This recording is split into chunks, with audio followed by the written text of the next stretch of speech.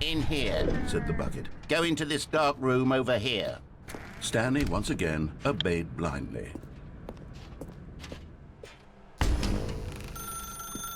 Now pick up the phone, said the bucket. Whoa, hold on. Why did you unplug the phone? Were you trying to resist the bucket's orders? Stanley, I was joking. Obviously, the bucket isn't talking to you and telling you to do things. Buckets can't talk. It was a joke. Don't you get the joke? It's funny, Stanley. A talking bucket. Can't you see? Oh, goodness. I must have really bungled up the delivery if you actually took me seriously. Where did I mess up the joke? Should I have paused for longer or spoken quicker? Comedic timing is so difficult. I wish I were better at it, but there isn't exactly an instructional video on comedy that one can watch to fully... Oh, wait, yes, there is. It's sitting right here. Let's take a look.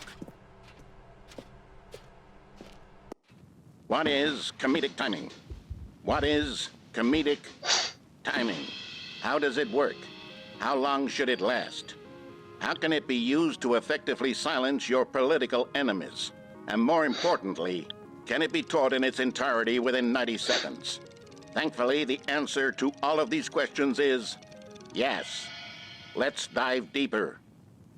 If you've ever told a joke or made someone laugh, in all likelihood, you did it while standing 50 to 80 centimeters from them in a room of no more than 76 degrees Fahrenheit, with one of your arms raised straight upward at a 15-degree angle from your body.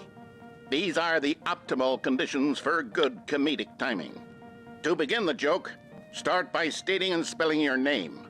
Next, provide a brief synopsis of the joke, including the specific times at which the recipient of the joke will laugh, and then spell out your name a second time. With these steps complete, it's time to begin the humor.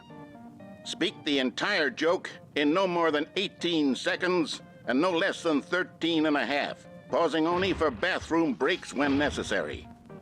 When the joke has concluded, it is customary to inform your listener that the joke is over by declaring in your loudest possible voice, "I'm dunny with the funny." Let's practice screaming, "I'm dunny with the funny" now.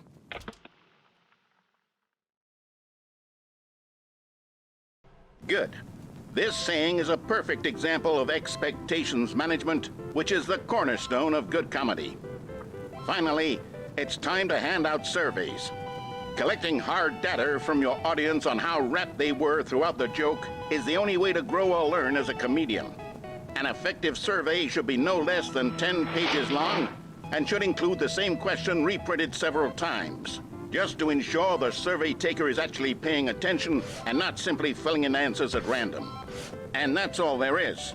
With these strategies at your disposal, you'll have audiences doubled over in laughter and even tripled over in laughter in no time at all. Just remember to let them stop laughing at some point, you gut-busting little scamp.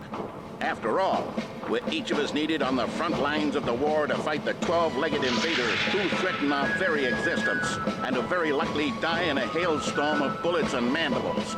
All of us must be prepared to give our lives to this noble cause, just as our children must do after us, and their children after them. Godspeed, and may Earth reign supreme. Hey, goodness, this video is a little outdated, isn't it? Well, no matter. I think the fundamentals of proper comedic timing are still as relevant today as they were back then. So with that in mind, I believe the only way forward is for us to return to the two doors and walk through all of this again, so I can try telling my story with more appropriate comedic delivery. Come along, let's head back.